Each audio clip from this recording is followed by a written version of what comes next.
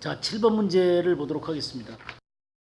룻은 보아스가 모든 것을 이룰 때까지 가만히 앉아 기다렸는데 우리 신부들도 신랑 되신 주님이 모든 것을 다 이루고 우리를 맞이하러 올 때까지 가만히 앉아 기다려야 하는데 가만히 앉아 기다린다는 것은 무엇을 말하는 것인가?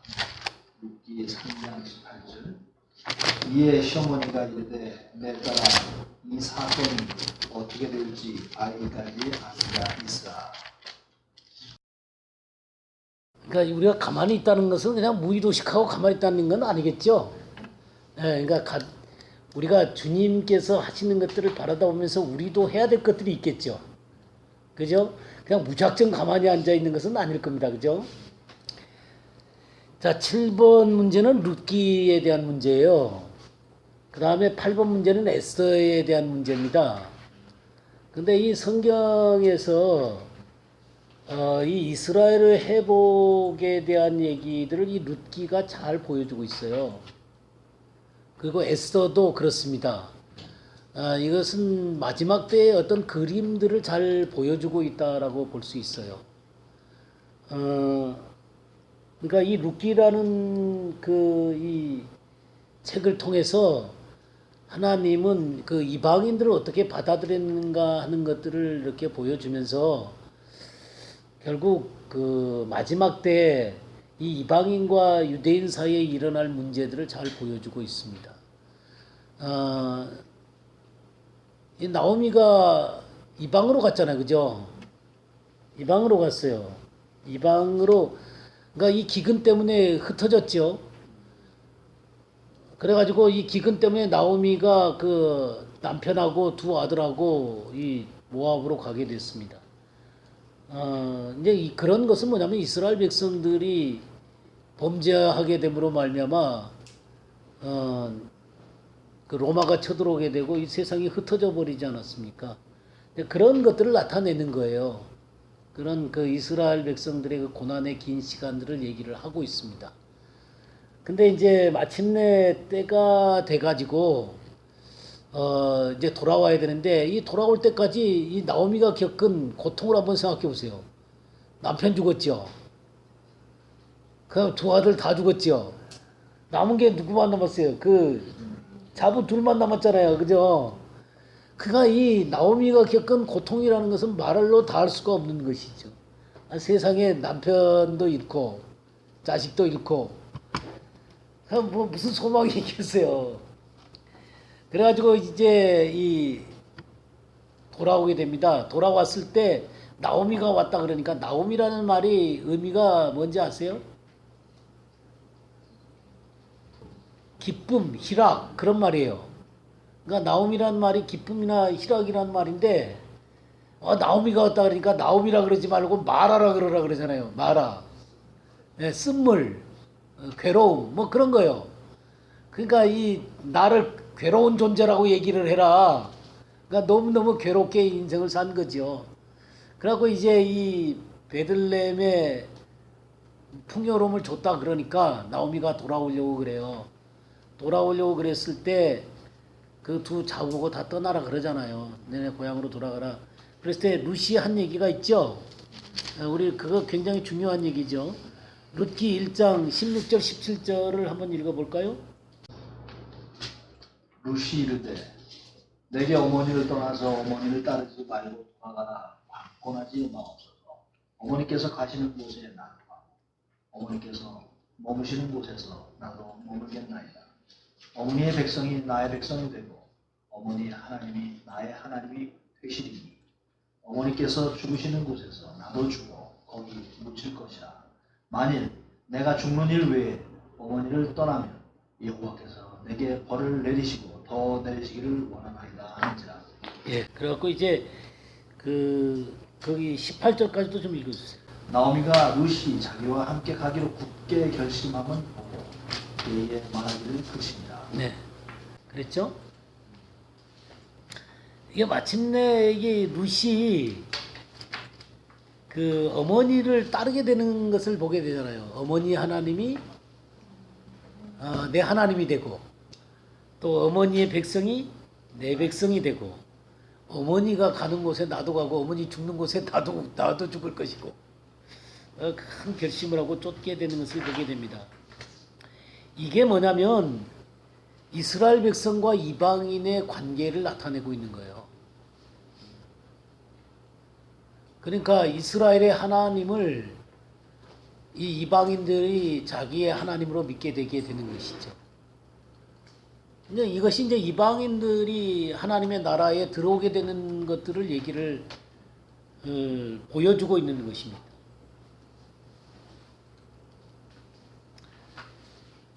근데 여기에 보게 되면 이 시어머니와 룻이 깊이 연합되어 있는 것을 보게 되죠.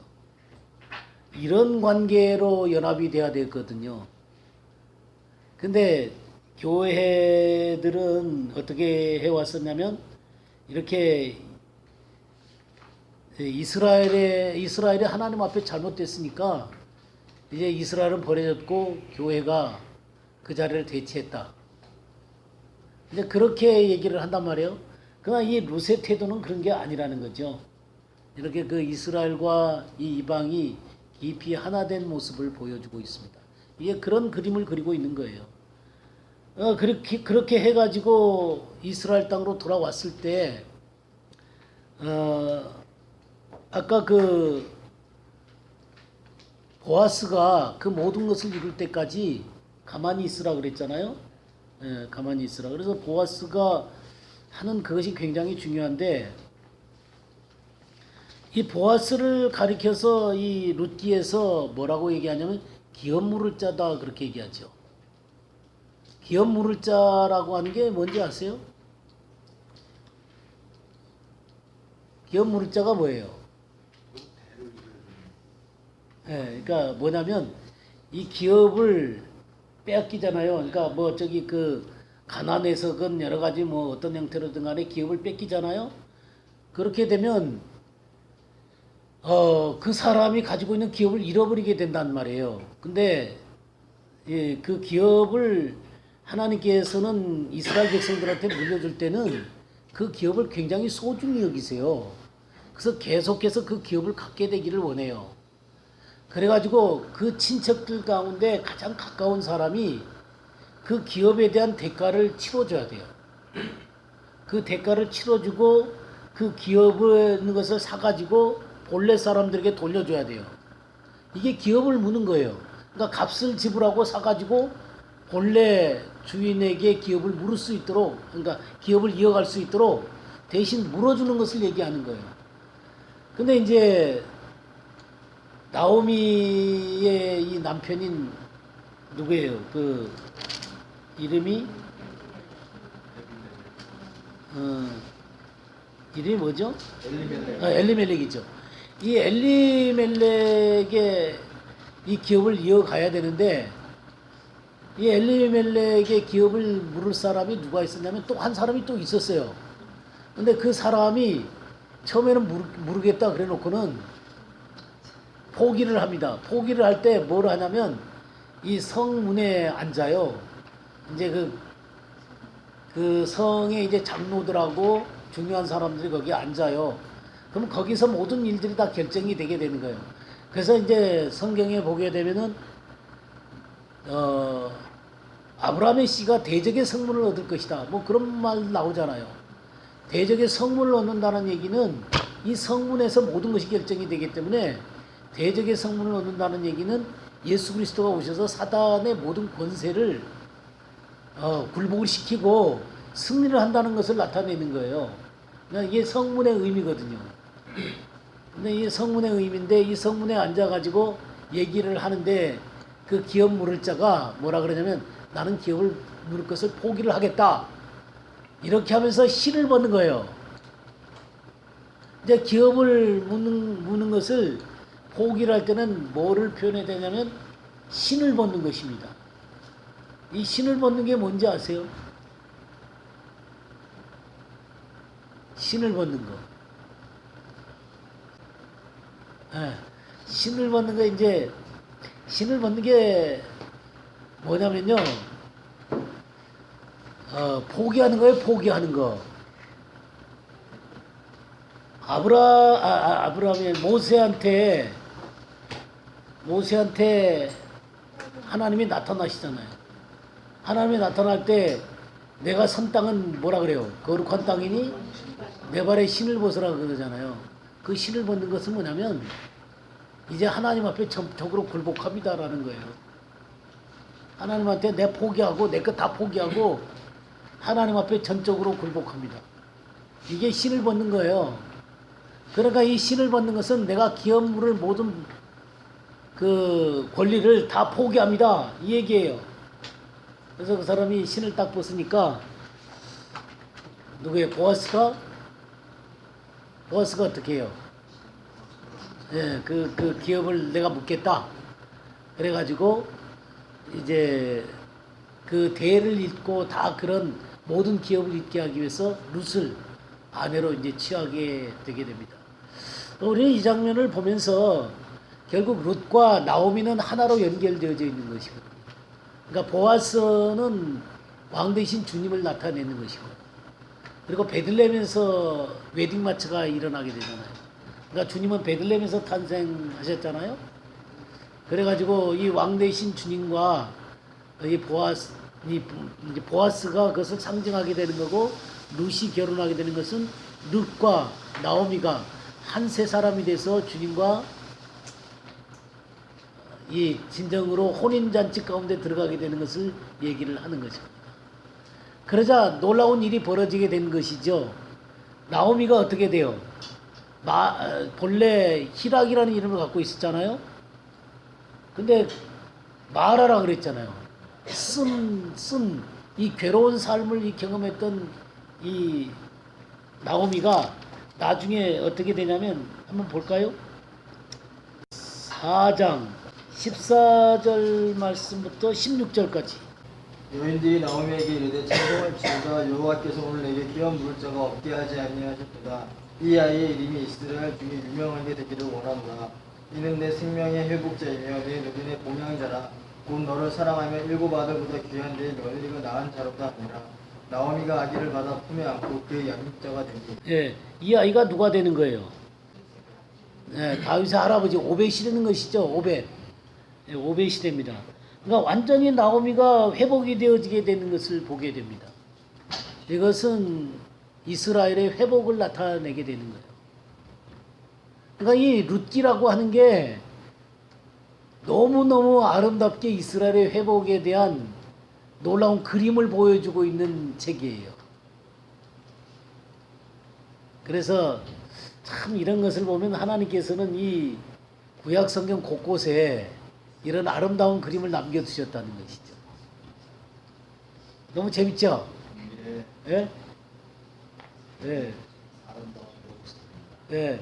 아름다운 러브 스토리에다가 바로 주님의 이 한 세 사람 돼가지고 이스라엘의 온전한 회복과 주님과의 혼인잔치까지, 그래서 이스라엘의 온전한 회복을 그려주고 있는 놀라운 그림입니다.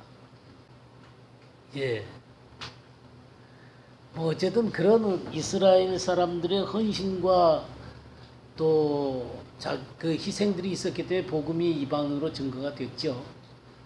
우리는 바울이나 그런 사람들을 통해서 보게 되면 그들의 그 수고와 애씀 때문에 복음이 이방에 증거되어지게 된 것이잖아요. 그러니까 우리는 이스라엘에 굉장히 빚진 사람들이에요. 빚진 사람들입니다. 근데 그런 그림들이 있다는 것들을 여러분들이 이해를 하는 게 참 중요합니다. 그러면 에스더서는 뭘 가르치는 거예요?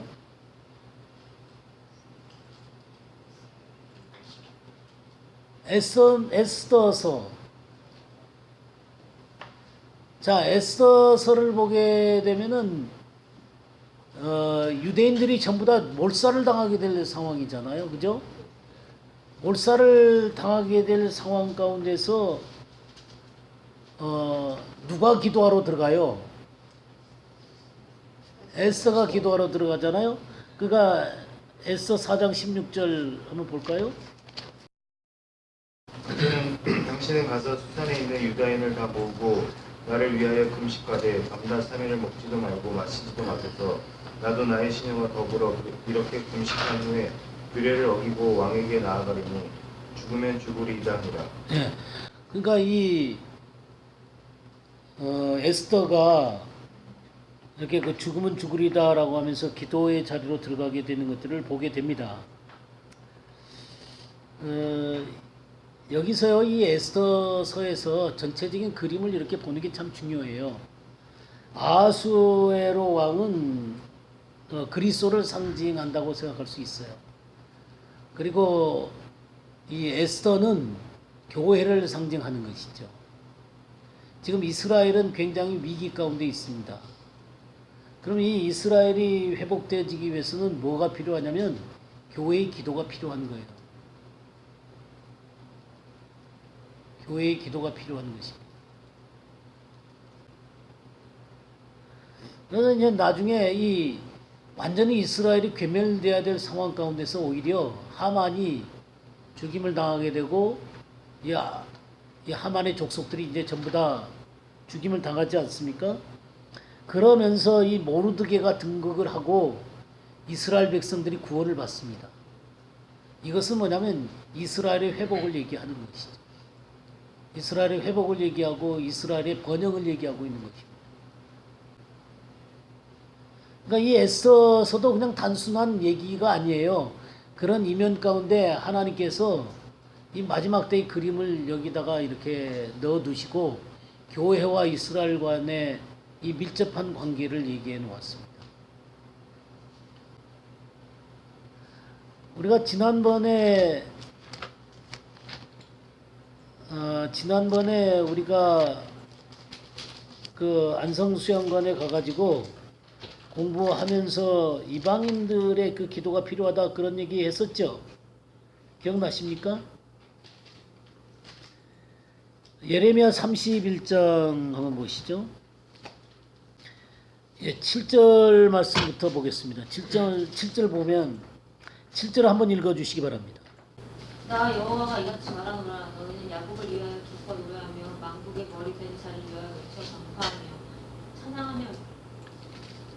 찬양하며 이르기를 여호와여 주의 백성 이스라엘의 남은 자를 구원하소서. 예, 그럼 이렇게 지금 너희는 여러 민족 앞에 서서 야곱을 위하여 기뻐 외치라.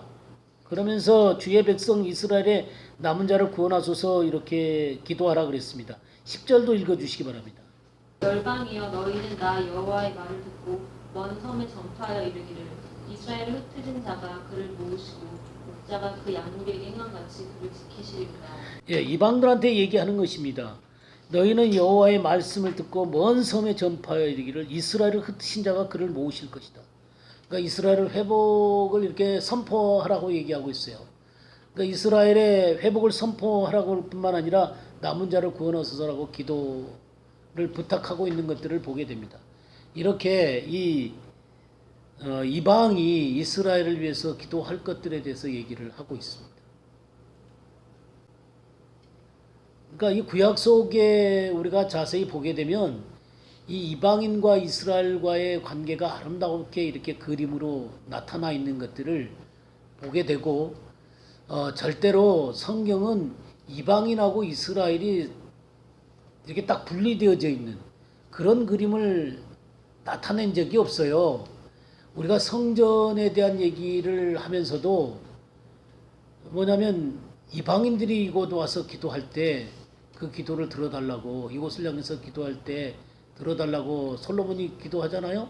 그러니까 또 이사야서 보면 만민이 기도하는 집이다. 이방인들이 와서 기도하는 집이다라고 하면서 하나님은 이방인들이라고 해서 완전히 갈라내지 않으세요. 갈라내지 않으세요. 그게 하나님의 마음이십니다. 근데 이스라엘 백성들이 이것을 갈라버리죠. 요나서 같은 것이 그런 거예요. 이스라엘 백성들의 태도가 선민의식에 빠져가지고는 이방인들을 갈라내는 것을 보게 되는데 그것 자체에 대해서 주님이 요나에 대해서 책망하시면서 또 설득하잖아요. 그것은 이스라엘 백성들이 이방인들을 사랑해야 된다는 것을 가르치고 있습니다. 그럴 뿐만 아니라 이방인들이 또한 이스라엘에 대해서 정말 하나가 되어지게 되며 그들과 분리되지 말아야 된다는 것들을 구약 이렇게 곳곳에서 아름다운 그림으로 그려 놓은 것들을 볼 수가 있습니다. 그래서 하나님은 이 이방인과 이스라엘을 절대로 분리시켜 갖고 그냥 한쪽만 위하시는 그런 하나님이 결코 아니시다라고 하는 것입니다. 그러니까 결국 하나님은 한 세 사람이 되기를 원하시는 거예요. 한 세 사람이 되기를 원하시는 거예요. 그래서 이 룻기와 에서는 전부 다 그리스도의 신부의 모습을 이렇게 보여주고 있습니다. 이해가 되시죠? 예, 이 룻기와 에스더가 바로 그리스도의 신부의 모습을 보여주고 있다. 그러면 이 보아스가 모든 것을 이룰 때까지 이제 룻이 가만히 이제 바라다 보는데 우리가 주님이 이 모든 것을 다 이루시고 하나님 나라를 완성하실 때까지 그러면 우리들은 가만히 있어야 되는데 어떻게 하면서 가만히 있어야 돼요? 그냥 놀면서 가만히 있어야 될까요? 그러니까 결국 단장하는 모습으로 서야 되잖아요. 단장하는 모습으로 서야 되는데 바울 사도는 우리 그리스도인의 삶을 믿음, 소망, 사랑에 대한 얘기를 많이 했어요. 저는 이 가만히 있으면서 우리 그리스도인들이 취해야 될 그런 중요한 삶의 태도가 믿음, 소망, 사랑이 아닌가 싶어요. 우리 한번 찾아볼까요? 데살로니가전서 1장 3절 한번 보겠습니다. 너희는 믿음의 역사와 사랑의 축복과 우리 주 예수 그리스도에 대한 소망의 인내를 우리 하나님 아버지 앞에서 끊임없이 기억합니다. 예, 여기도 세 가지가 나오죠. 믿음의 역사, 사랑의 수고, 우리 주 예수 그리스도에 대한 소망이 있네. 이렇게 그 믿음과 사랑과 소망에 대해서 말씀을 하고 있습니다. 그래서 우리는 가만히 있는 것이 아니라 믿음, 소망, 사랑으로 우리의 삶을 충만하게 하는 게 참 중요한 것 같아요. 그러면서 주님을 기다려야 할 것입니다. 우리 믿음, 소망, 사랑에 대해서 히브리서 10장을 한번 볼까요? 19절 말씀부터 25절까지. 그러므로 형제들아 우리가 예수의 피를 힘입어 성소에 들어갈 간증을 얻었나니 그 길은 우리를 위하여 휘장 가운데로 열어놓으신 새로운 할 길이요 휘장은 곧 위에 주시리라. 또 하나님의 집 다스리는 큰 제사장이 계시네. 우리가 마음의 뿌림을 받아 악한 양심으로도 벗어나고 몸은 맑은 물로 씻음을 받았으니 참 마음과 온전한 믿음으로 하나님께 나아가자. 또 약속하신 이를 믿으시니 우리가 믿는 우리의 소망을 움직이지 말며 굳게 잡고 서로 돌아보아 사랑과 선행을 격려하며 오해기를 피하는 어떤 사람들의 습관과 같이 하지 말고 오직 원하여 그날이 가까움을 볼수록 더욱 그리하자. 예, 그랬죠. 이 새롭고 산 길 가운데 들어선 하나님의 백성들이 어떻게 하나님 앞에 나아가야 되냐면 22절에 보면 참 마음과 온전한 믿음으로 하나님께 나가야 된다. 온전한 믿음으로 하나님 앞에 나가야 된다. 그렇게 얘기했고, 그러면 23절에는 우리가 믿는 도리의 소망을 움직이지 말고 굳게 잡아야 된다. 믿는 도리의 소망을 굳게 잡아야 된다. 소망을 굳게 잡아야 된다. 그 다음에 뭐를 격려하라고 그랬어요? 사랑과 선행을 격려해야 된다. 서로 돌아보아서 사랑과 선행을 격려해야 된다. 그래서 이 믿음과 소망과 사랑의 삶에 대해서 얘기를 하고 있는 것들을 보게 됩니다. 그럼 우리 이 성경 가운데 믿음장이라고 불리는 게 있죠. 예? 히브리서 11장. 예. 소망장이라고 부르는 거 아세요? 뭘 소망장이라 그래요? 고린도전서 15장. 예, 부활장이죠. 그래서 소망장이라 그래요. 그 다음에 또 사랑장. 고린도전서 13장. 예. 이게 대표적인 장들이죠. 그래서 믿음은 히브리서 11장. 예, 우리가 이 믿음은 히브리서 11장. 우리 믿음에 대해서 쫙 그 수많은 사람들이 나오잖아요. 그래서 이 믿음에 대해서 여러 사람이 나오지만 한 사람을 한번 생각해 보겠어요. 그래서 히브리서 11장 5, 6절 한번 보겠습니다. 믿음으로 에녹은 죽음을 보지 않고 옮겨졌으니 하나님이 그를 옮기심으로 다시 보이지 아니하였느니라. 그는 옮겨지기 전에 하나님을 기쁘시게 하는 자라 하는 증거를 받았느니라. 믿음이 없이는 하나님을 기쁘시게 하지 못하나니 하나님께 나아가는 자는 반드시 그가 계신 것과 또한 그가 자기를 찾는 자들에게 상 주시는 이심을 믿어야 합니다. 예. 우리가 이 에녹은 성경 가운데서 죽음을 보지 않고 올라간 사람의 예표죠. 그래서 이 에녹은 휴거의 예표입니다. 휴거의 예표. 그래서 이 에녹의 삶은 휴거를 앞둔 성도들의 삶에 아주 좋은 모본이 되는 것입니다. 그러니까 마지막 때 주님의 휴거에 대한 소망을 갖고 있는 사람들은 이 에녹의 삶을 잘 봐야 돼요. 에녹의 삶을 잘 봐야 됩니다. 이 에녹과 노아의 삶을 잘 봐야 돼요. 에녹과 노아의 삶을 잘 봐야 되는데 이 에녹이 옮기기 전에 하나님께서 옮기기 전에 어떤 증거를 받았어요? 하나님을 기쁘시게 하는 자라는 증거를 받았죠. 하나님을 기쁘시게 하는 자라는 증거를 받았어요.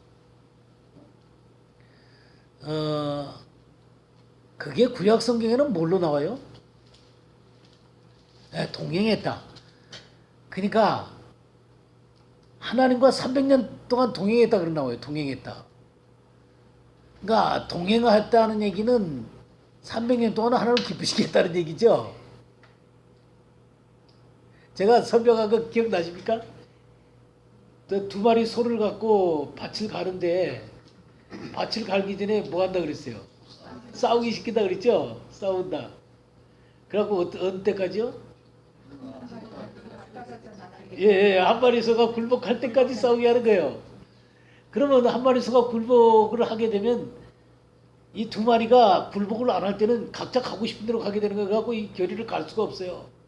근데 일단 굴복을 하게 되면 이 이긴 소만 끌고 가면 이 소는 따라오게 돼 있어요.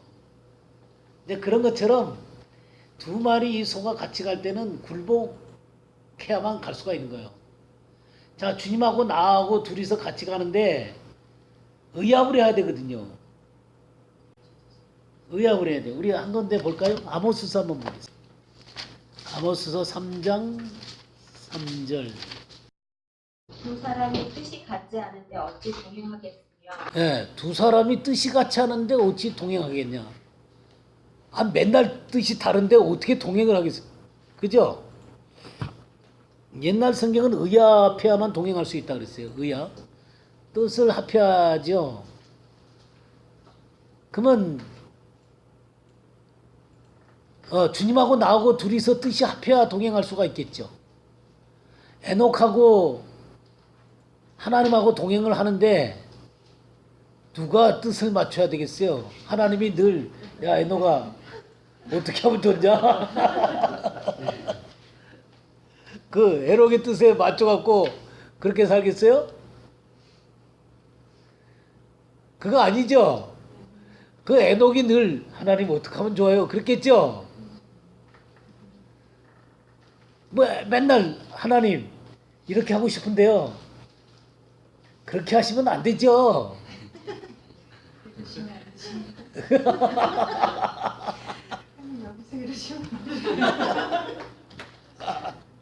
그러면 참 하나님이 이거 때려줄 수도 없고 참 동행하기가 어렵겠죠. 그건 아니었을 겁니다. 늘 에녹이 하나님 어떡할까요? 그러면 이렇게 해라 그러면 예 그렇게 하겠습니다. 그러고 하나님을 기쁘시게 했어요. 그러니까 하나님을 기쁘시게 했다는 얘기는 에녹이 늘 하나님께 순종했다는 얘기입니다. 순종했다는 거예요. 하나님의 뜻을 찾았고 기쁘게 순종을 한 거예요. 그렇게 했기 때문에 이 옮기우기 전에 하나님을 기쁘시게 하는 자라는 증거를 받았어요. 참 이 에녹은 300년 동안이나 그렇게 동행을 해서 우리는 300년이 아니라 3년도 지더라. 아이 우리 살아봤자 뭐 한 80. 그동안 순종한 것보다 불순종한 게 더 많죠. 그죠? 그 에녹은 300년 동안이나 기쁘게 동행을 했는데, 야, 참, 어떻게 그런 사람들이 다 있는 건지 모르겠어요. 야, 아주 멋진 사람이에요. 그럼 우리는 그냥 참 불순종한 게 그냥 허다한데, 300년 동안 아주 기쁘게 동행했어요. 그러면서 뭐라고 얘기하냐면, 믿음이 없이는 하나님을 기쁘시게 못하나니, 하나님께 나아간 자는 반드시 그가 계신 것과. 근데 여기서 반드시 그가 계신다라는 것은 이 존재론적인 계심이 아니에요. 하나님은 계십니다. 살아 계십니다. 요 얘기가 아니에요. 그 존재론적이 아니라 모든 상황 속에 함께 하시는 하나님이세요. 그러니까 에녹이 처하고 있는 모든 상황 가운데 함께 계시는 하나님이세요. 그러니까 이 에녹은 하나님이 살아계시는 하나님이시죠, 분명히. 근데 살아계신 그 하나님이 실제적인 자기의 삶의 모든 영역 가운데 함께 계시는 것을 믿었어요. 그걸 알았어요. 그것에 대한 믿음이 있었어요.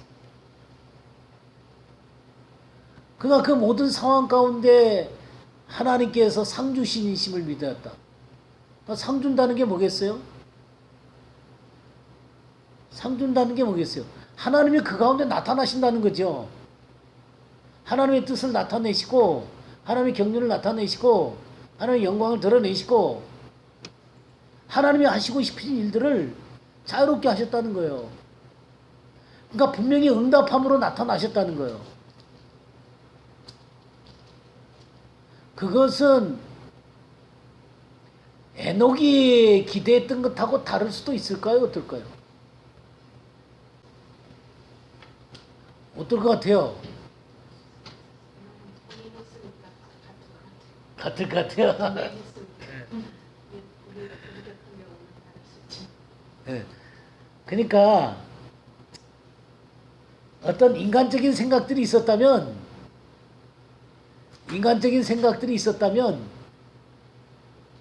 조금 달랐겠죠, 그죠?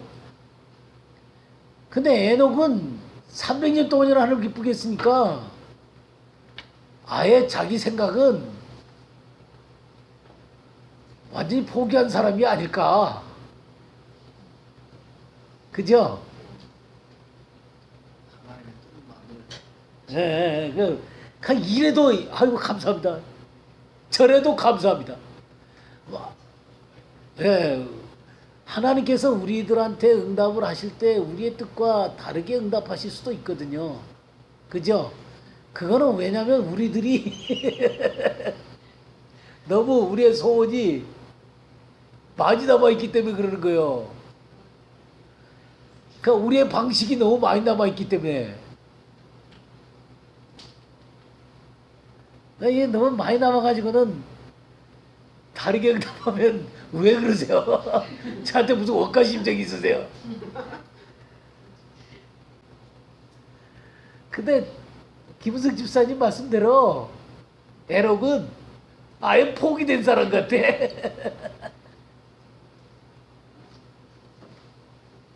예, 이래도 예 감사합니다, 저래도 감사합니다. 근데 그게 진짜 상이거든요. 하나님이 에녹을 잘 알고 에녹의 상황들을 누구보다 잘 아시잖아요. 내 호흡보다도 더 가까이 계신 분이잖아요. 그죠? 내 피부보다도 더 가까이 계신 분이잖아요. 그럼 그분이 잘 모르시겠어요? 그러면 나하고 생각이 좀 달라도 옳습니다, 하나님. 옳습니다. 이래도 옳습니다. 저래도 옳습니다. 그 바보처럼 그렇게 쫓아가면요. 주님이 상 주세요. 그게 상이에요. 주님은 절대로 우리들을 망하게 하지 않습니다. 우리를 망하게 하지 않아요. 그러니까 참 문제가 그런 것이 이루어질 때까지 인내하는 것이 좀 힘든 것 같아요. 인내하는 게. 근데 인내한다.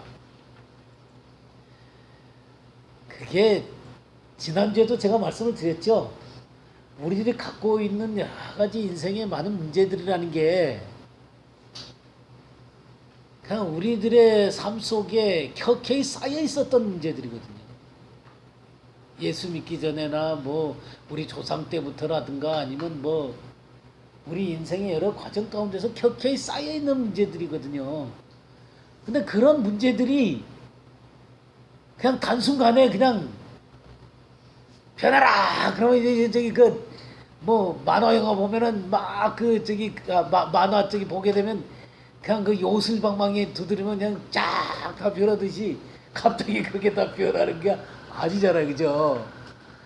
그럼 주님이 그 모든 문제들을 하나하나 정말 우리 속에서 변화를 읽어내야 된단 말이에요. 그럼 변화를 읽어내려면은 긴 시간이 걸린단 말이에요. 아니 물론 짧은 시간일 수도 있어요.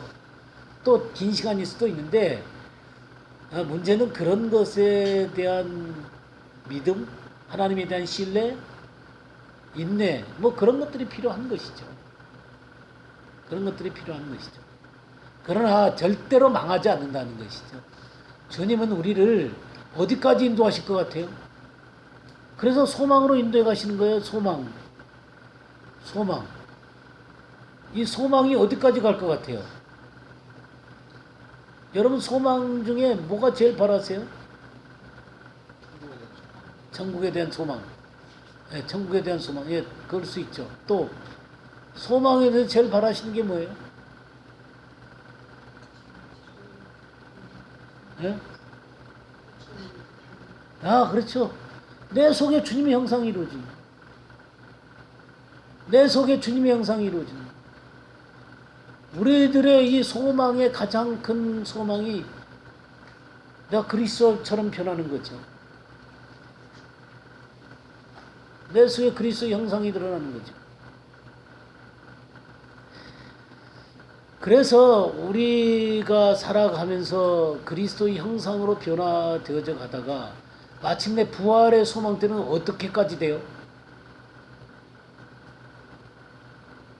우리의 몸 자체까지도 주님의 몸처럼 변화되거든. 우리의 몸 자체까지도 그리스도의 몸처럼 변화가 됩니다. 이게 이제 고린도서 15장이 바로 이 소망장이라고 그랬잖아요. 부활장. 그래서 우리 한 번 더 찾아보겠습니다. 고린도서 15장 50절 말씀부터 58절까지 좀 보죠. 형제들아 내가 이것을 말하니 돌과 이은 하나님 나라를 유혹으로 부를 수 없고 또한 썩은 것은 썩지 아니한 것을 유혹으로 받지 못하느니라. 보라 내가 너희에게 비밀을 말하노니 우리가 다 잠잘 것이 아니요 마지막 나팔의 순식간에 후련히 다 변화하리니 나팔 소리가 나매 죽은 자들이 썩지 아니한 것으로 다시 살고 우리도 변화하리라. 이 썩을 것이 불과 썩지 아니할 것을 입겠고 이 죽을 것이 죽지 아니함을 입으리로다. 이 썩을 것이 썩지 아니함을 입고 이 죽을 것이 죽지 아니함을 입을 때에 때에는 사망이 이김을 삼킨받으리라고 기록된 말씀이 응하리라. 사망아 너희 이기는 것이 어디 있느냐? 사망아 너희 쓰는 것이 어디 있느냐? 사망에 쓰는 것은 죄요 죄의 결론은 불법이라.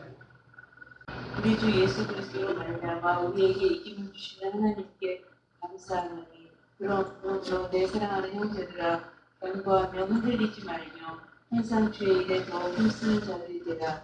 이는 너희 수고가 주 안에서 헛되지 않은 줄을 알미니라. 예. 이 부활에 대해서 얘기를 하고 있죠. 혈과 육은 하나님 나라를 받을 수가 없는데 우리의 몸이 주님의 몸처럼 부활하는 몸으로 변화가 되게 될 것입니다. 그래서 하나님의 나라를 유업으로 받게 될 거예요. 그래서 완전히 우리가 주님의 형상으로 변화되다가 마침내 우리의 몸까지도 그리스도의 몸처럼 변화되는 그날이 있는 거죠.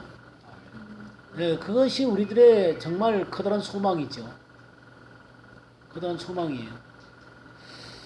네, 그것이 완전히 이루어질 때까지 우리들한테 뭘 부탁하고 있어요? 58절에요. 내 사랑하는 형제들아, 네, 견실하며 경고하며 흔들리지 말며 항상 주의 일에 더욱 힘쓰는 자들이더라. 이는 너희 수고가 주 안에서 헛되지 않는다는 거죠. 우리의 수고 애씀이 헛되지 않는다는 것이죠. 그래서 우리에게 흔들리지 말라 그랬어요.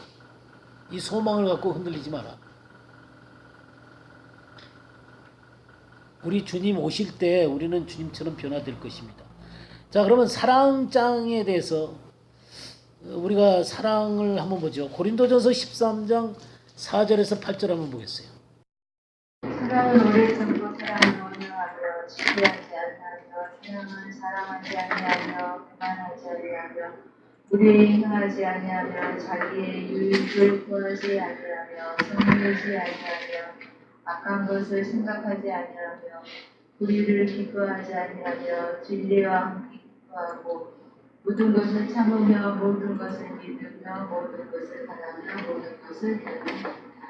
사랑은 언제까지나 떨어지지 아니하되 연도 피하고 방언도 붙이고 침도 피하리라.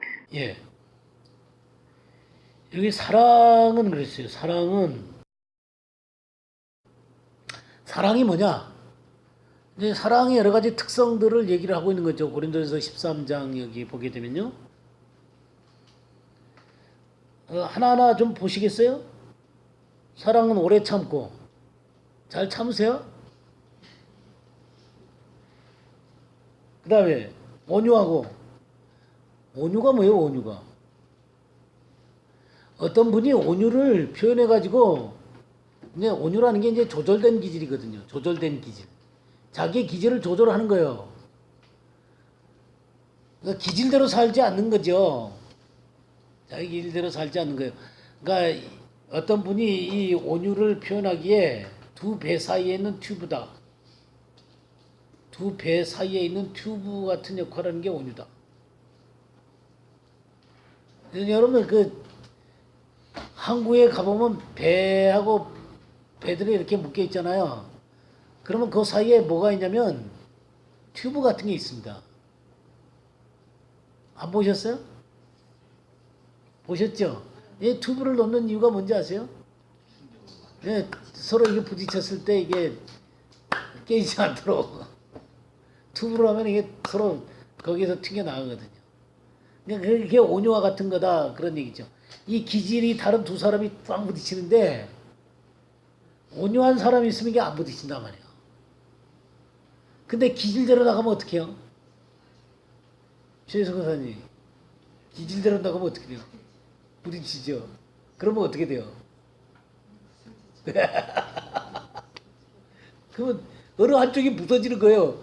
강하지 않은 쪽이 부서져 버리는 거예요. 그럼 막 상처를 입고 그럴 거 아니에요. 근데 이거를 이 온유가 있으면은 부딪힐 때 조절을 해가지고 안 부딪히게 만드는 거예요. 흡수를 하는 거예요. 이게 온유예요. 사랑을 가진 사람이 이렇게 온유하다는 거예요. 다들 온유하시죠? 예. 또 시기하지 않냐며 사랑은 자랑하지 않냐며. 우린 자랑하고 싶어 미치겠죠.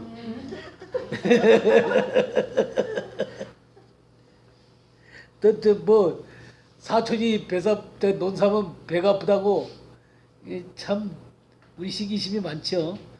근데 사랑은 시기하지 않는 거예요. 자랑하지 않고 교만하지 않고 그 다음에 무례히 행하지 않는다. 예의 없이 행동하지 않는다는 거죠. 이 예의는 참 중요한 것 같아요. 예의를 갖추는 것도 참 중요하다. 그 사랑 있는 사람들은 예의 있게 행동한다는 것이죠. 자기의 유익을 구하지 않으며 성내지 않으며 화 잘 내세요? 안 내세요? 응? 폭발형이에요? 안 폭발형이에요?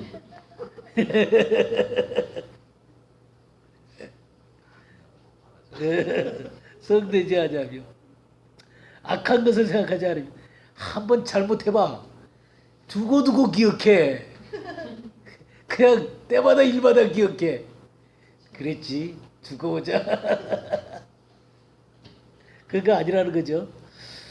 그 다음에 불의를 기뻐하지 아니하며, 그러니까 불의를 행하지 않는 것이죠. 진리와 함께 기뻐하며. 불의가 삶 가운데 들어올 때 이게 내 마음의 아픔이 돼야 됩니다. 불의가 들어왔는데도 적당히 지나가 버리는 게 된다면 우리 사랑의 삶을 사는 게 아니에요. 그런 것에 아픔이 있어야 되는 것이죠. 진리와 함께 기뻐하고 모든 것을 참으며. 여기 모든 것이라 그랬어요. 모든 것. 참 성경은 굉장히 높은 수준 같아요. 그죠? 모든 것을 믿고 모든 것을 바라고 모든 것을 견뎌요. 이 사랑이라는 수준이 굉장히 높습니다. 사랑은 언제까지든지 떨어지지 않냐, 변하지 않는다는 것이죠. 여기에 이 사랑이라는 것에 예수님을 한번 넣어보세요. 예수님. 예수님을 넣으면 어떤 것 같아요? 예수님을 넣으면 스무스하게 지나가죠? 뭐, 그렇지. 그렇지. 근데 거기다 이제 김혁수를 넣으면 아주 곤란해져요. 예, 그러나 하여튼 우리가 이 사랑의 삶을 배워야 합니다. 사랑의 삶은. 그러면 우리 9절 말씀부터 13절까지 또 읽어주시기 바랍니다. 우리가 부분적으로 알고 부분적으로 예언하니 온전한 것이 올 때에는 부분적으로 하는 것이 패하리라. 내가 어렸을 때에는 말하는 것이 어린아이와 같고 깨닫는 것이 어린아이와 같고 생각하는 것이 어린아이와 같다가 장성한 사람이 되어서는 어린아이의 일을 보내노라. 우리가 이제는 거울로 보는 것 같이 희미하나 그때에는 얼굴과 얼굴을 대하여 볼 것이요 이제는 내가 부분적으로 아나 그때에는 주께서 나를 아신 것 같이 내가 온전히 아니라. 그런즉 믿음, 소망, 사랑 이 세 가지는 항상 있을 것인데 그 중에 제일은 사랑이라. 네. 그러니까 주님은 우리를 사랑의 사람으로 만들어 가셔야 되거든요. 그러니까 우리가 이기적인 사람으로 남아있기를 원하지 않으세요. 예수님처럼 사랑의 삶을 살고 정말 주님 뒤를 주님처럼 살기를 바라시는 게 주님의 마음이시겠죠. 그죠? 여러분을 통해서 주님의 사랑이 드러나기를 원하시는 거겠죠. 근데 우리가 맨날 어린아이 상태에 있으면 어떻게 돼요? 어린아이들은 이기적인 존재들이잖아요. 근데 여기 보게 되면 온전한 것이 올 때는 부분적으로 하던 것이 피하리라. 내가 어렸을 때는 어린아이와 같이 같고 깨닫는 것이 어린아이 같고 생각하는 것이 어린아이 같다가 장성한 사람이 되어서는 어린아이의 일을 버렸노라 그랬어요. 그러니까 주님은 우리가 어린아이의 상태 가운데서 이기적으로 살기를 원하시는 게 아니에요. 장성한 사람이 되기를 원하세요. 우리가 여기에 이 고린도전서를 잘못 해석하게 되면 이 온전한 것이 올 때 이걸 꼭 뭔 죄로 해석을 하냐면 제 이름대로 자꾸 해석을 해요. 이게 제 이름대로 해석하시면 안 됩니다.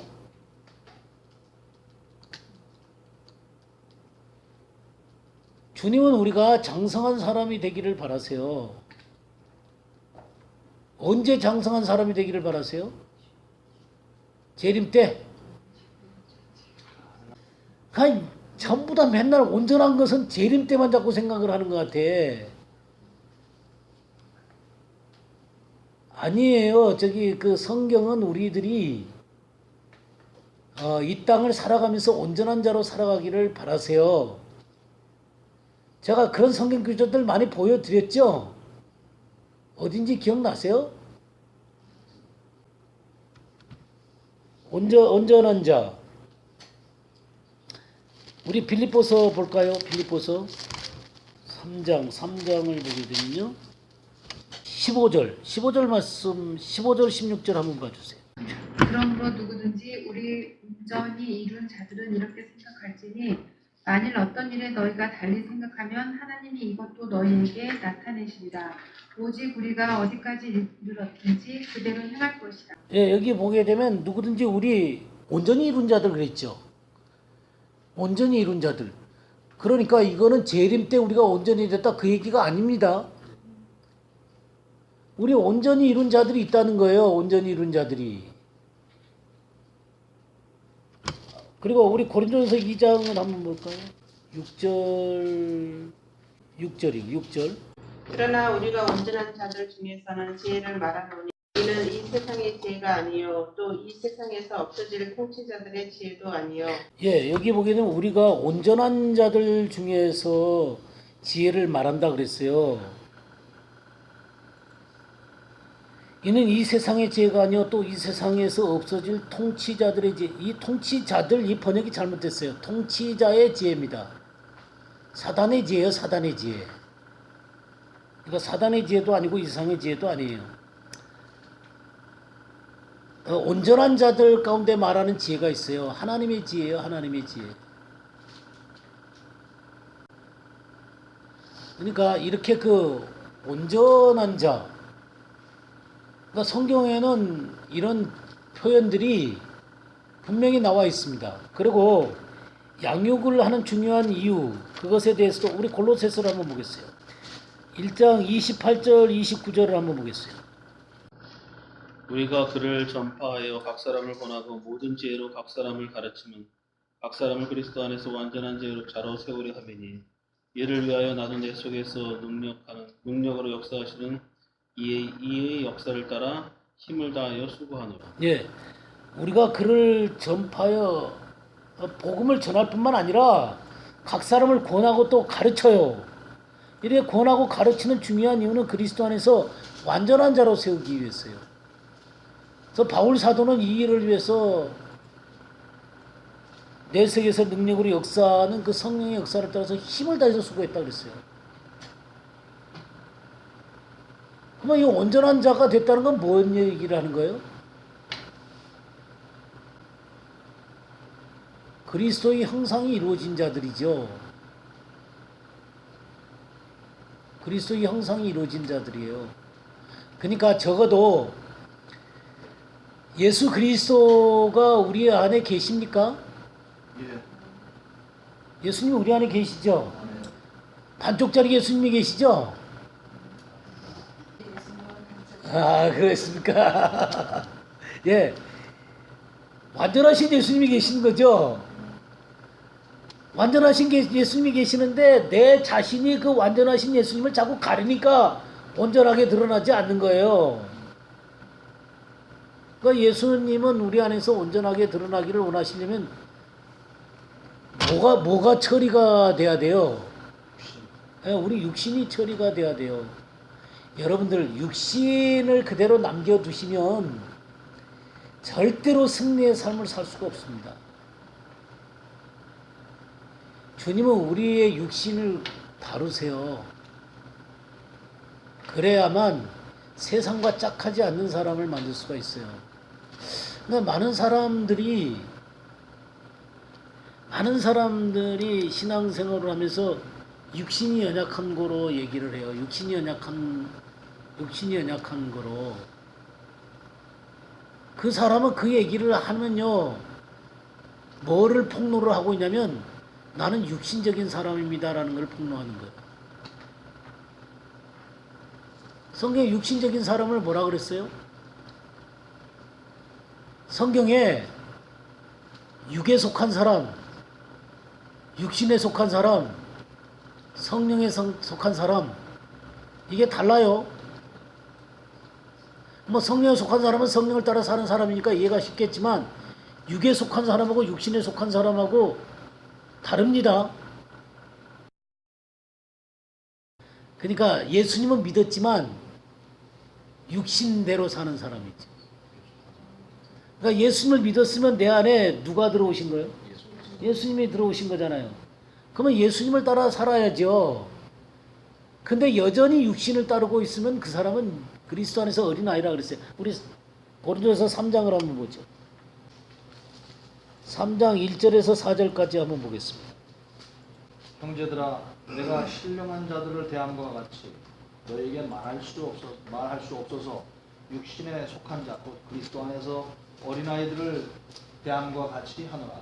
내가 너희를 젖으로 먹이고 밥으로 아니하였느니 이는 너희가 감당하지 못하였음이거니와 지금도 못하리라.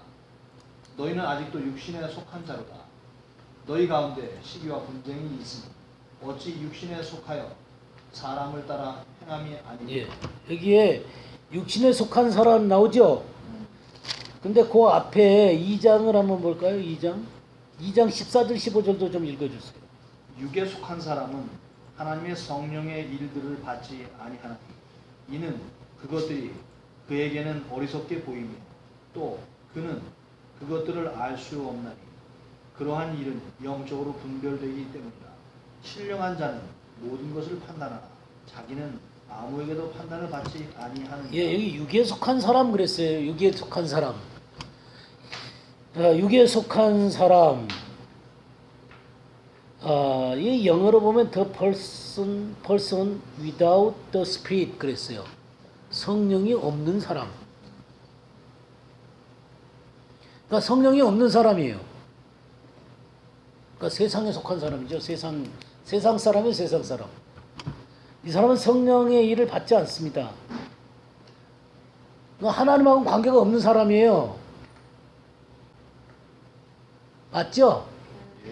예, 근데 3장 1절은 누구냐면 형제들아 내가 신령한 자들을 대함과 같이 너에게 말할 수 없어서 육신에 속한 자 하면서 뭐라 그랬어요? 곧 그리스도 안에서 어린 아이들을 대함과 같이 한다. 그리스도는 믿는데 어린 애기예요. 그러니까 이 사람은 예수를 믿으면서도 육신을 쫓아 살아가는 사람이에요. 이런 사람은 장성한 사람이 아니죠. 그러면 신령한 사람은 어떤 사람이에요? 성령을 따라 사는 사람이죠. 성령을 따라 사는 사람이 바로 온전한 자예요. 온전한 자. 그 사람이 장성한 자예요. 그러면 이 장성한 자로서 서기 위해서는 이 육신이 처리가 돼야 됩니다. 처리가 된다는 이 말을 제가 여러분들한테 이 처리가 돼야 된다는 말은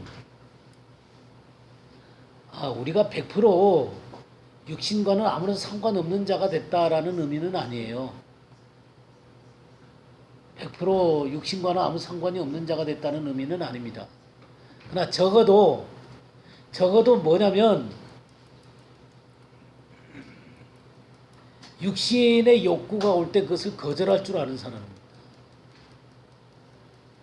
왜냐하면 근본적으로 처리가 됐기 때문에 거절할 수가 있어요. 근데 거절을 못하고 질질질질 끌려다니는 사람들이 있습니다. 이 육신의 이 문제 때문에 질질질질 끌려다니면서 그냥 육신의 욕구를 따라서 후회하고 한탄하고 그냥 그 괴로워하면서도 또 쫓아가고 괴로워하면서도 또 쫓아가고 이 육신에게서 이게 처리가 안 돼 놓으니까 늘 하나님 앞에 괴롭습니다. 그래서 주님이 이 문제를 처리하기 위해서 처리를 하는 방법이 몇 가지가 있어요. 어떤 것이 있을 것 같아요? 처리를 하기 위해서 하나님은 하나님의 말씀을 깨닫게 하세요. 이 말씀의 빛이 비춰오면서 딱 떨어지는 경우들이 있어요. 그 다음에 기도하면서 성령이 강력하게 부어지시면서 끊어지는 경우들이 있어요. 이제 그것도 안 되면 분리지업을 주세요. 분리지업을. 그하고 인생을 공고케 만들어요. 그 항복하도록. 하고 완전히 항복하는 거예요. 그래갖고 천부의 의지 없어서 손 들고 갑니다. 주여 용서해 주시옵소서. 제가 다시는 그렇게 하지 않겠습니다. 이제 그러면서 이제 울며 불며 오는 거예요. 그러면서 끊어지는 경우들이 있어요. 그러니까 신사적으로 말할 때 응답하셔야 되겠죠?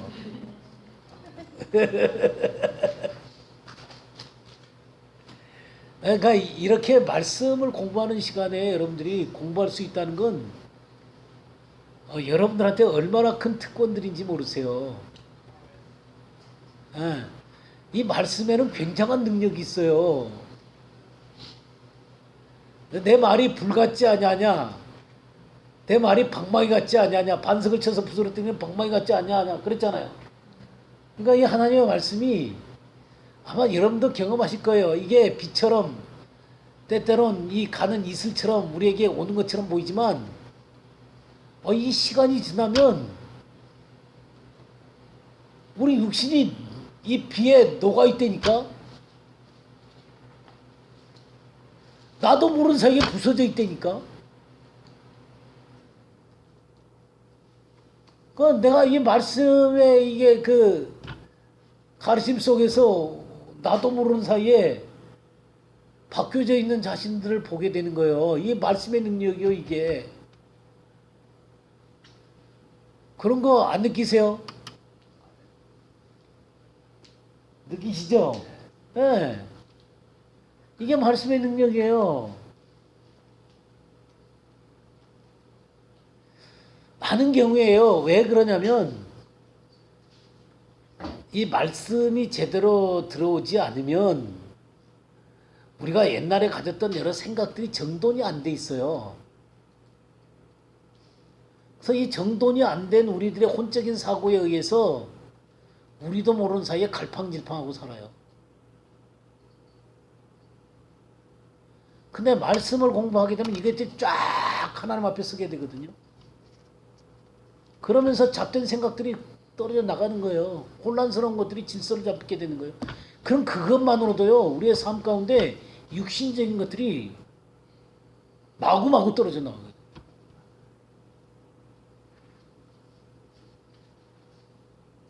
그리고 이제 인간이라는 게 참 이 고집스러운 부분들이 있거든요. 고집스러운 부분들은 주님이 직접 손대셔야지 깨지는 게 있어요. 그러니까 주님께서도 때때로 칼을 가세요.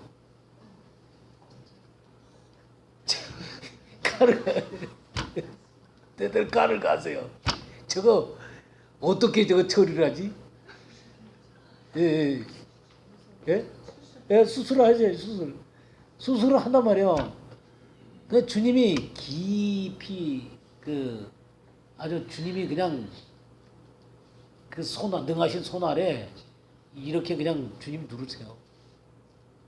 숨이 헐떡헐떡거리면서 그냥 손발 다 들고 완전히 무너질 때까지 그냥 주님 눌러버리세요.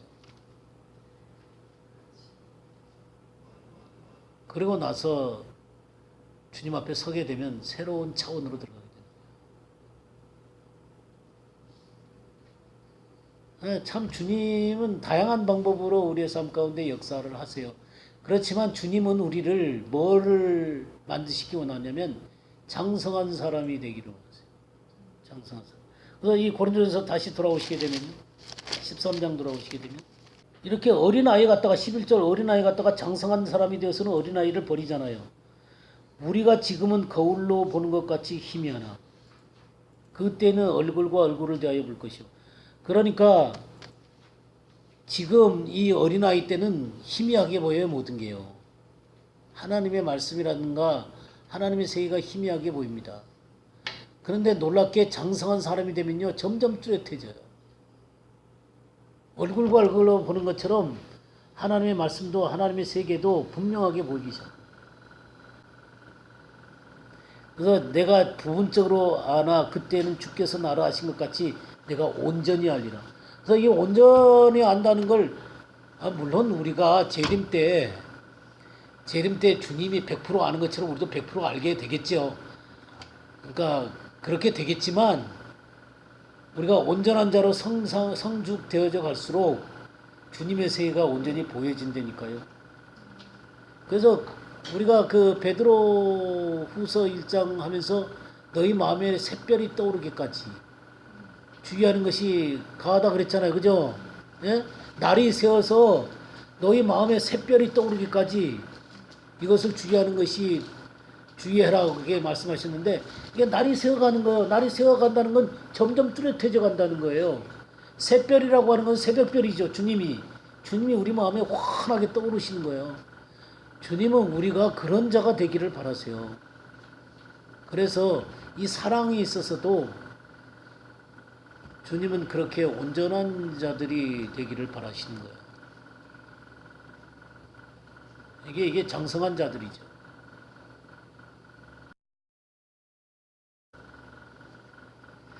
예, 8번 문제에서 그 위기에서 어떤 행동을 했냐면 그 믿음의 행동을 했잖아요. 그죠?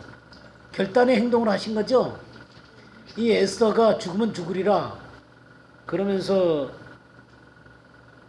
그 자신의 나라를 위해서 결단을 하고 나아갔습니다. 그러면 우리들에게 요구되는 게 뭘 것 같아요? 이 에스더처럼 하나님 나라를 향한 우리들의 결단이 필요합니다. 하나님 나라를 위한 결단이 필요합니다.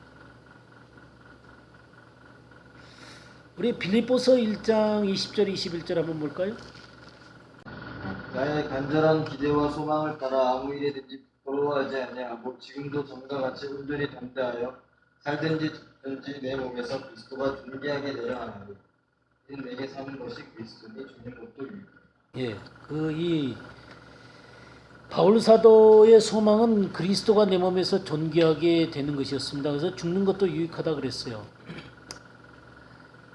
자, 우리가 결단이 필요한데 어떤 결단들이 필요할 것 같아요? 어떤 상황들 가운데서 결단이 필요할 것 같아요? 그러니까 육신의 것들을 포기해야 될 때 딱 포기를 하겠다 그 말이죠.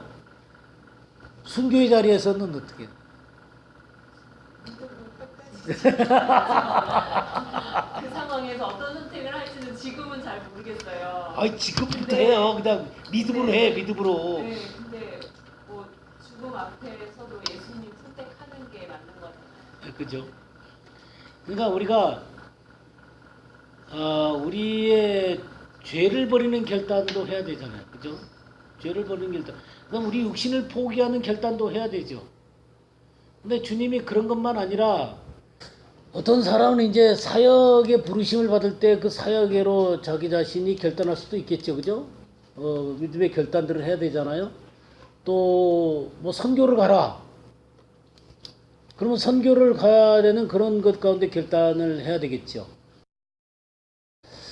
우리가 하나님의 음성을 이렇게 들으려면은 이 하나님의 음성에 들을 만한 우리들의 그 정결함 뭐 그런 것들이 우리들한테 필요한 거죠.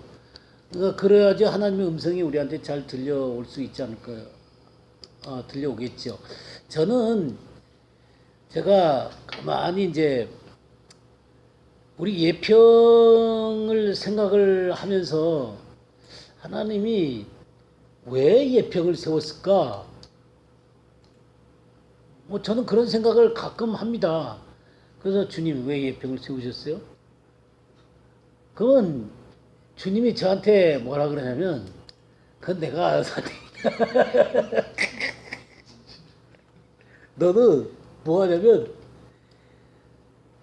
형제와 자매들이 말씀 앞에 진짜로 결단할 수 있는 사람이 되게 해라. 그렇게 자꾸 말씀을 하세요. 그러니까 다른 생각하지 말고 여러분들을 분명히 세우라는 거예요. 그러니까 하나님이 말씀할 때 늘 예스 할 수 있는 사람으로 세우라는 거예요.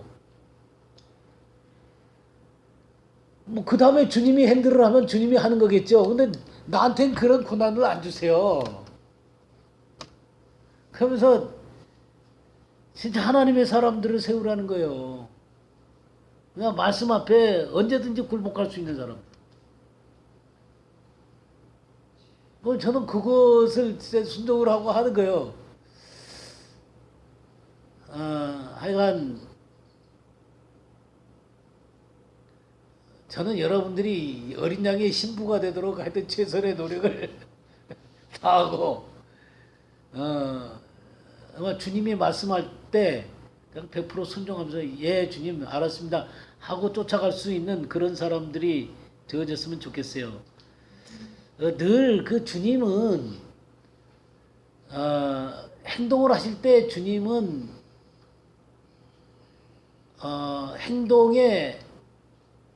행동에 이유가 있었어요. 주님이 야 오늘은 여기 갔으니까 내일은 저기 가보자 요랬을까요? 야 오늘은 저기 이 동네에서 열심히 했으니까 또 심심하니까 저 동네 가보자 이렇게 하셨을까요? 어땠을 것 같아요?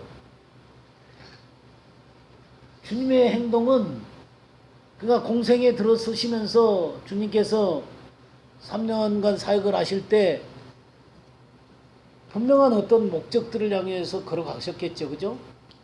그 목표를 향해서 걸어가셨단 말이에요. 그러니까 하루하루가 다 결단의 삶이셨어요. 그냥 흐트러진 삶이 아니었다고요. 뭐 우리야 다 그렇게 살지는 못하지만 어찌됐든 간에 특별히 그러면서 또 주님은 십자가를 향해서 가셨단 말이에요. 십자가를 향해서 가셨을 때 우리가 성경 한번 보죠. 마태복음 16장 21절 한번 보겠습니다. 이때로부터 예수 그리스도께서 자기가 예루살렘에 올라가 장로들과 대제사장들과 서기관들에게 많은 고난을 받고 죽임을 당하고 제3일에 살아나야 할 것을 제자들에게 비로소 나타내시니. 네, 그러니까 때가 될 때 주님께서는 이것을 나타내시잖아요. 그죠? 내가 예루살렘에 가서 죽고 부활하게 될 것이다. 이 얘기를 나타내세요. 그러면서 또 마태복음 17장 22절에서 23절 읽어주세요. 갈릴리에 모일 때에 예수께서 제자들에게 이르시되 인자가 장차 사람들의 손에 넘겨져 죽임을 당하고 제3일에 살아나리라 하시니 제자들이 매우 근심하더라. 네, 또 이제 또 다시 얘기를 하시는 거예요. 그러니까 그것을 향해서 가고 있다는 것을 제자들한테 또 한 번 또 인식을 시키시죠. 그 다음에 마태복음 20장 17절에서 19절도 읽어주세요. 예수께서 예루살렘으로 올라가려 하실 때에 12 제자를 따로 데리시고 길에서 이르시되 보라 우리가 예루살렘으로 올라가노니 인자가 대제사장들과 서기관들에게 넘겨짐에 그들이 죽이기로 결의하고 이방인들에게 넘겨주어 그를 조롱하며 채찍질하며 십자가 못 박게 할 것이나 제3일에 살아나리라. 예, 여전히 또 똑같은 말씀들을 하시는 것을 보게 됩니다. 그러니까 주님은 계속 그 목표를 향해서 계속 전진해 가면서 제자들한테 얘기하고 또 얘기하고 또 얘기하면서 그거를 향해 가고 있는 예수님의 모습을 볼 수가 있습니다. 그러니까 이 주님이 이 땅에 오신 것을 이루기 위해서 주님은 계속해서 가고 있어요. 우리 누가복음 19장 28절 한번 볼까요? 예수께서 이 말씀을 하시고 예루살렘 성을 앞에서 가시고 네. 지금 이 장면은 뭐냐면 이렇게 쭉 얘기를 하신 다음에 이제 예루살렘을 향해서 앞서서 가시는 거예요. 그 목표를 향해서 예루살렘, 그 십자가를 향해서 가고 있는 것입니다. 그러니까 그 결단을 하시고 그것을 향해서 계속해서 이루시기 위해서 가시는 예수님의 모습을 보게 됩니다. 이런 게 믿음의 행동이에요. 에스더가 죽으면 죽으리라고 하면서 그 길을 향해 갔던 것처럼 예수님께서도 십자가를 향해서 그렇게 뚜벅뚜벅 걸어가셨던 거예요. 사도행전 21장 7절에서 14절. 기도로부터 수로를 다 행하여 돌레마이에 이르러 형제들에게 안부를 묻고 그들과 함께 하루를 있다가 이튿날 떠나 가이사랴에 이르러 7 집사 중 하나인 전도자 빌립의 집에 들어가서 요한이다. 그에게 딸 넷이 있으니 처녀로 예언하는 자다. 여러 날 있더니 한 선지자 아가보라 하는 이가 유대로부터 내려와 우리에게 와서 바울의 띠를 가져다가 자기 수족을 잡아 내고 말하기를 성령이 말씀하시되 예루살렘에서 유대인들이 이같이 이 띠 임자를 결박하여 이방인의 손에 넘겨주리라는 것을 우리가 그 말을 듣고 그곳 사람들로 더불어 바울에게 예루살렘으로 올라가지 말라고 하니 바울이 대답하되 너희가 어찌하여 울어 내 마음을 상하게 하느냐. 나는 주 예수의 이름을 위하여 결박받을 뿐입니다. 예루살렘에서 죽을 것도 각오하였는가 하니 저가 권함을 받지 아니하므로 우리가 주의 뜻대로 이루어지리라고 붙였느니라. 예. 이게 바울이 이 예루살렘을 향해서 걸어갈 때 바울도 알았던 것 같아요. 근데 많은 예언하는 사람들이 이것을 알았어요. 기도하면서 바울이 예루살렘에 가면 이렇게 결박을 당하게 될 것이다. 그런 것을 바울이 알려주면서 예루살렘에 가지 말라고 하면서 막 울어요. 그러니까 너네들이 왜 울어서 내 마음을 상하게 하냐. 나는 이렇게 결박당할 뿐만 아니라 거기 가서 혹시 죽는다 하더라도 나는 이미 죽을 각오가 됐다. 그러니까 울지 마라. 나는 주님께서 나에게 맡긴 그 일을 하면서 간다. 그러니까 주의 뜻대로 이루어지기를 원합니다. 라고 하면서 그 권하지 않게 되었어요. 그러니까 이게 바울의 자세예요.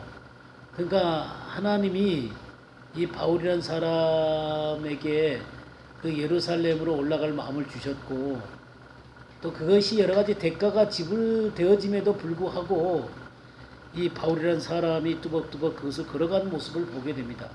이것이 바울이었고 예수님이시고 또 하나님의 사람들이 다 그렇게 살았어요. 이 에스더도 그렇게 살았고 중요한 것은 우리들에게 이 하나님의 말씀을